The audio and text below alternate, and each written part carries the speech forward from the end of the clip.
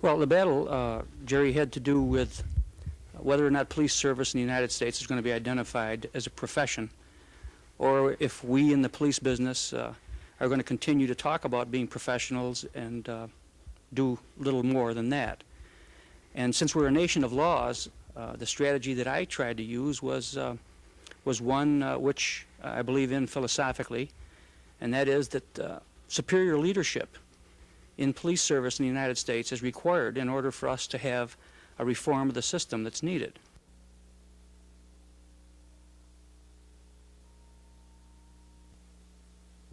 He became a Democrat. In our conversation with Jim Longo, we learned that Longo is now teaching criminal justice administration at the college level. He began this past November. Longo also told us that he fought as hard as he did in his two major legal battles, both in Syracuse and Hallandale, because he had vowed to launch a one-man campaign to reform the system of police administration. In some cases, a police chief can be fired without cause. We asked Longo, what is the effect of your victory in the state of Florida? Well, what it means is that no chief of police in the state of Florida can be dismissed without cause. And I feel that that will give a police chief executive with ability an opportunity to provide the kind of leadership that's needed in order for us to have the reform that we need. Can a police chief executive in New York State be dismissed without cause? Oh, certainly. Certainly. There are city charters throughout the state of New York that allow a chief of police to be dismissed summarily. As a matter of fact, Jerry, my own experience here while I was first deputy chief was that certain allegations were made and I was never permitted a hearing. I was never permitted an opportunity to face my accuser. And I was reprimanded and demoted as a result of it. And that, of course, had a tremendous influence on my desire to create law that would protect chiefs of police in this country who have a desire to become true professionals. Where are you now? What are you doing now? Well, that's a bad question, but I say, where are you? Yeah. But what I should say is exactly what kind of profession are you pursuing at this point? Well, one of the things I was able to succeed in spite of the fact that I've been so involved with my work for the past 20-something years, here in Syracuse, we had the community college concept developed while I was here. And fortunately, I was one of the first graduates from Onondaga Community College in a police science program, so I had an associate degree. Then when I went to Florida, I continued my education while I was there and achieved a Bachelor of Science degree in criminal justice. And at the present time, I'm teaching criminal justice courses at a college level. Can you tell us where that is? I can, but I'd prefer not to. Why is that, Jim? Well, Jerry, police intelligence systems in this country of ours, in some cases where they're not supervised, have a method of becoming sewer systems. That's what I call it. It's what I called it when I was a police chief administrator. And if you can develop a book on a person in this country, whether or not you know this, with very little proof that a person might be corrupt or incompetent.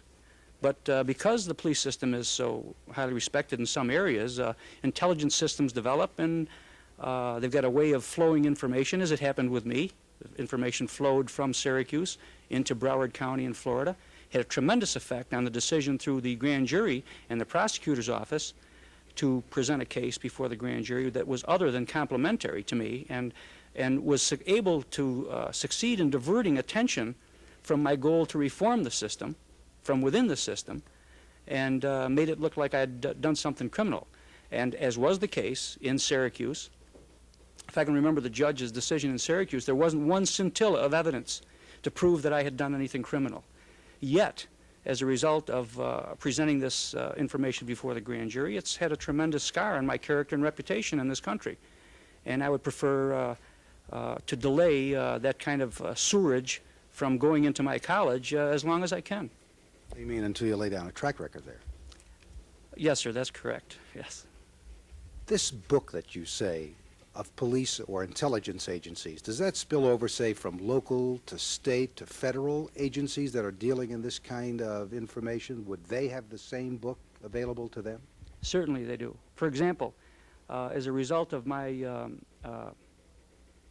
situation in Florida, by court order, every record that existed regarding any accusations that were made about me were ordered destroyed. But they're not destroyed in terms of their availability to other police agencies. So if a police agency wanted to make a negative book on Chief Longo, they could do it very simply.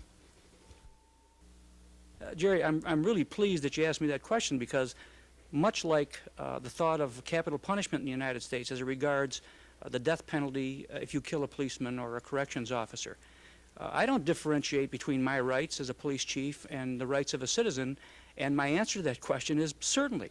What I'm trying to point out to you is that if it can happen to a chief of police, it can certainly happen to a citizen. A record can, in fact, be compiled that would serve to bring a negative reaction from anybody that might read it. And if these are people who are making decisions regarding your life or mine and our ability to earn a living, there's no question that it's affected.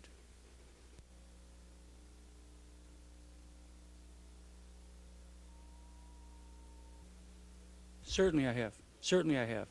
As a matter of fact, while I was in Florida, I had a policeman who became very, very confident in my desire to start to change some of the things that were wrong with the system, who confessed to me that he, in fact, had shot and killed a young black youth who was suspected of committing a burglary. And in the period of time when he was leaving the house, the policeman gave pursuit, shot him, and killed him.